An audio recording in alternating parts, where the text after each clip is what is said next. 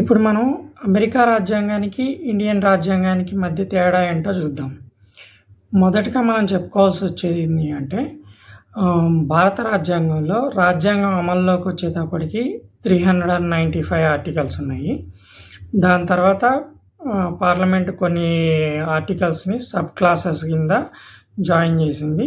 So, ఈ sub క్లాసెస్‌ని కూడా కలుపుకుంటే మొత్తం 448 ఆర్టికల్స్ ఉన్నాయన్నమాట భారత రాజ్యాంగంలో. కానీ అమెరికా రాజ్యాంగంలో మొత్తం ఆర్టికల్స్ 7 ఆర్టికల్స్ మాత్రమే ఉన్నాయన్నమాట. ఓకేనా?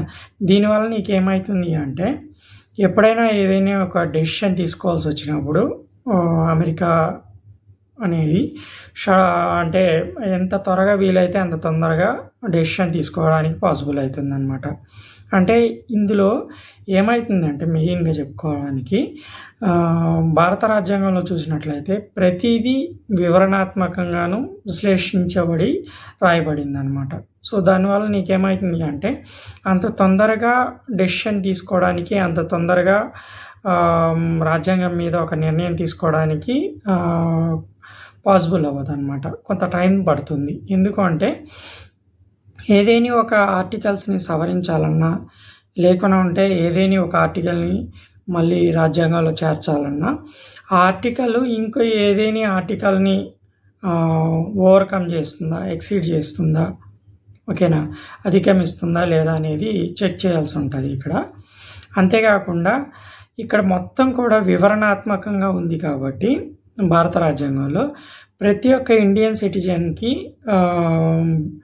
క్వశ్చన్ చేసేటువంటి అవకాశం ఉంటుందన్నమాట. ఇటు గవర్నమెంట్ కానీ, అటు కోర్టు కానీ ఏవైనా తప్పిదాలు చేసినా, లేకుంటే ఏదైనా మిస్టేక్ చేసినా ఇమీడియట్‌గా ప్రజలకి ప్రశ్నించేటువంటి హక్కు, అవకాశం అనేటువంటిది ఏర్పడుతుందన్నమాట భారత రాజ్యాంగం వలన. సో, మేజర్‌గా అమెరికా రాజ్యాంగం ఇన్ని తక్కువ ఆర్టికల్స్‌ని ప్రిపేర్ చేయడానికి కారణం ఏంటో నాకు తెలియదు కానీ ఇది బోత్ పొలిటికల్ లీడర్స్‌కి and as well as American సిటిజన్స్‌కి ఇద్దరికీ కూడా స్వేచ్ఛనిచ్చినట్లుగా నాకు అనిపిస్తుందన్నమాట. అంటే అమెరికా ప్రభుత్వం ఏదైతే ఉందో, అమెరికా ప్రభుత్వం అప్పటికప్పుడు అంటే దేశంలో ఏదైనా ఒక సందర్భంలో ఏదైనా ప్రాబ్లమ్స్ వచ్చినప్పుడు ఇమీడియట్‌గా ప్రభుత్వం ఒక నిర్ణయం తీసుకొని ఒక అల్టిమేటం కానీ, లేకుంటే ఒక చట్టం కానీ రూపొందించి ఆ చట్టాన్ని అమల్లోకి తీసుకొచ్చేటువంటి అవకాశం ఎక్కువగా ఉందన్నమాట. సేమ్ అదేవిధంగా ఇక్కడ పూర్తి ఏదైతే మీకు ఇక్కడ ఆర్టికల్స్ ఉన్నాయో దాంట్లో పూర్తి వివరణాత్మకత లేదు కాబట్టి అక్కడ ఉన్నటువంటి అమెరికన్ సిటిజన్స్ స్వేచ్ఛగా తమ పనులను చేసుకోవడానికి, స్వేచ్ఛగా జీవించడానికి అక్కడి ప్రజలకు ఎక్కువ అవకాశం ఉంది.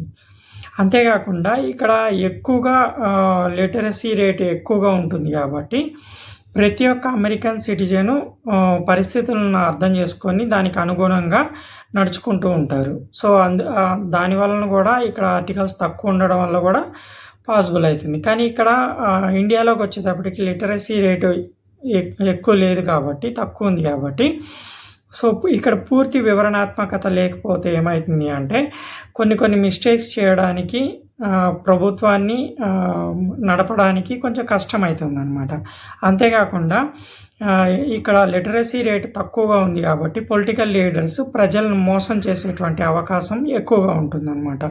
అంటే పూర్తి వివరణాత్మకత లేకపోతే ఏమవుతుంది అంటే ప్రజల్ని పొలిటికల్ లీడర్స్ ఈజీగా మోసం చేయడానికి పాసిబిలిటీ ఏర్పడుతుందన్నమాట. ఓకేనా? అంతేకాకుండా ఇక్కడ ఎక్కువ రిలీజియన్స్, ఎక్కువ క్యాస్ట్లు ఉన్నాయన్నమాట. కానీ అక్కడ అమెరికాలో ఒకటే రకమైనటువంటి రిలీజియన్, ఒకటే రకమైనటువంటి క్యాస్ట్ అన్నమాట. సో, అక్కడ నీకు ఎక్కువ రిలీజియన్స్ కనిపించవు కాబట్టి అంతగా రిలీజియన్ బేస్ డిస్టర్బెన్సెస్ అనేవి సమాజంలో ఏర్పడేటువంటి అవకాశం చాలా తక్కువ అన్నమాట. ఓకేనా? మేజర్‌గా చెప్పాలంటే పొలిటికల్ లీడర్స్ ఇండియన్ సిటిజన్స్‌ని మోసం చేస్తారేమో అనే ఒక ఉద్దేశంతోటే భారత రాజ్యాంగాన్ని చాలా వివరణాత్మకంగా విశ్లేషించి రాశారనమాట. ఓకేనా? ఇది మేజర్ అడ్వాంటేజ్ భారత రాజ్యాంగంలో. ఓకేనా? నెక్స్ట్ ఇంకొకటి చెప్పుకోవాల్సింది ఏంటి అంటే సెంట్రల్ అనేటువంటిది చాలా స్ట్రాంగ్గా ఉంటుంది ఇండియన్ రాజ్యాంగం ప్రకారం. ఓకేనా. అమెరికా రాజ్యాంగం ప్రకారము సెంట్రల్ పవరు స్టేట్ పవర్ రెండు కూడా కంప్లీట్గా క్లియర్గా డివైడ్ చేసి ఉంటుంది అనమాట. అంటే సెంట్రల్ పవర్ సెంటర్దే, స్టేట్ పవర్ స్టేట్దే అనమాట. అంటే స్టేట్ పవర్లో సెంట్రల్ కలగజేసుకోదు, సెంట్రల్ పవర్లో స్టేట్ కలగజేసుకోదు. అందుకనే సెంట్రల్కి ఎక్కువ పవర్ ఉంది, స్టేట్కి ఎక్కువ పవర్ లేదు కాబట్టి దీన్ని అర్ధ సమైక్య అన్నారు. అదేమో పూర్తి ఫెడరలిజం అంటే సమైక్య విధానం అన్నమాట. అంటే కంప్లీట్ సమైక్య విధానం. ఇది హాఫ్ ఆఫ్ ది ఫెడరలిజం అనమాట. అంటే అర్ధ సమైక్య విధానము అని చెప్పి అంటున్నారు అనమాట దీన్ని. ఓకేనా. నెక్స్ట్ ఇంకొక విషయం చెప్పుకోవాలి అంటే భారతదేశంలో ప్రతి ఒక్క ఇండియన్ సిటిజన్కి ఒకే ఒక సిటిజన్షిప్ ఉంటుందన్నమాట. అంటే ఓవరాల్ ఇండియా మొత్తం మీద కూడా ఒకటే సిటిజన్షిప్ ఉంటుంది. బట్ కానీ అమెరికాలో అట్లా కాదు. స్టేట్కి ఒక సిటిజన్షిప్ ఉంటుంది, సెంట్రల్కి ఒక సిటిజన్షిప్ ఉంటుంది అన్నమాట. భారత రాజ్యాంగం ప్రకారం ఇక్కడ ఇండియాలో ప్రెసిడెంట్ అనే వ్యక్తి ప్రజల చేత ఎన్నుకోబడారు కాబట్టి ప్రెసిడెంట్ అనేటువంటి పవరు నామకే వాస్తే పవర్ అనమాట. ఓకేనా. కానీ ప్రైమ్ మినిస్టర్ పవరే ఇక్కడ చాలా ఎక్కువ అధికారాలు ఉన్నటువంటి పవర్ అనమాట.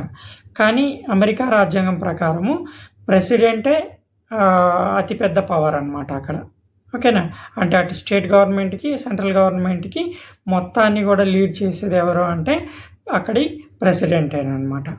నెక్స్ట్ ఇక్కడ భారత రాజ్యాంగం ప్రకారము మనకున్నటువంటి పార్లమెంట్లో లోక్సభ, రాజ్యసభ అని రెండు ఉంటాయన్నమాట.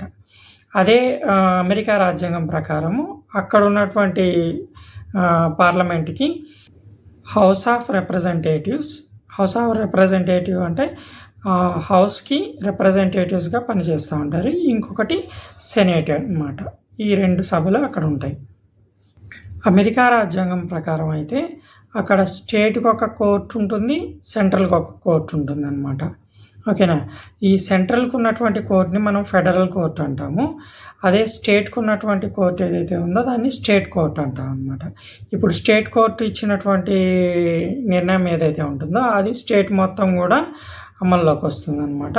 సో అదే హయ్యర్ పవర్ అనమాట స్టేట్లో.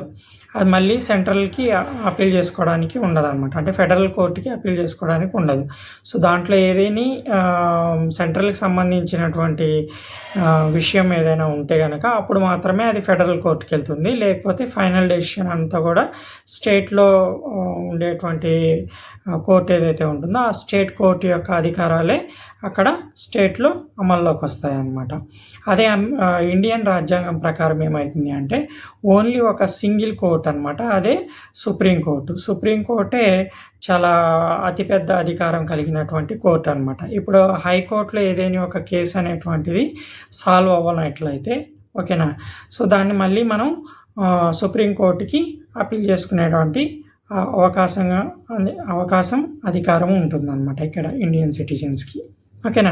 అది స్టేట్కి సంబంధించినటువంటి విషయమైనా, సెంట్రల్కి సంబంధించిన విషయమైనా, ఏ విషయమైనా సరే ఏదైనా ఒక సందర్భంలో హైకోర్టులో ఇచ్చినటువంటి తీర్పు కనుక మనకి కరెక్ట్ అనిపించకపోయినట్లయితే దాన్ని మనం సెంట్రల్కి కూడా అప్పీల్ చేసుకోవడానికి, అంటే సుప్రీంకోర్టుకి కూడా అప్పీల్ చేసుకోవడానికి మనకి హక్కులు, అవకాశాలు ఉంటాయన్నమాట ఇక్కడ. ఓకేనా. ఇదే మేజర్గా difference between Indian constitution and American constitution. మేజర్గా చెప్పుకోవాలి అంటే ఇండియన్ కాన్స్టిట్యూషన్ ఉన్నటువంటి వివరణాత్మకమైనటువంటి రాజ్యాంగం వలన ఇక్కడ పొలిటికల్ లీడర్స్ ప్రజలను మోసం చేయడానికి కొంచెం కష్టమవుతుంది. అంతేకాకుండా ఇక్కడ ప్రజలకి ప్రభుత్వాన్ని ప్రశ్నించడానికి ఎక్కువ అవకాశాలు ఉంటాయి, ఎందుకంటే రాజ్యాంగం అనేటువంటిది వివరణాత్మకంగా ఉంది కాబట్టి. నెక్స్ట్ అదేవిధంగా పొలిటికల్ లీడర్స్కి, అంటే ప్రభుత్వం నడిపేటువంటి వాళ్ళు ఎవరైతే ఉంటారో ఆ ప్రభుత్వానికి ఇమీడియట్గా ఒక నిర్ణయం తీసుకునేటువంటి అవకాశం అనేటువంటిది చాలా తక్కువగా ఉంటుంది ఈ రాజ్యాంగం వలన. అదే అమెరికాలో చూసినట్లయితే ఇమీడియట్గా ఏదైనా ఒక నిర్ణయాన్ని ప్రభుత్వం తీసుకునేటువంటి అవకాశం ఎక్కువగా ఉంటుంది, తక్కువ ఆర్టికల్స్ ఉన్నాయి కాబట్టి.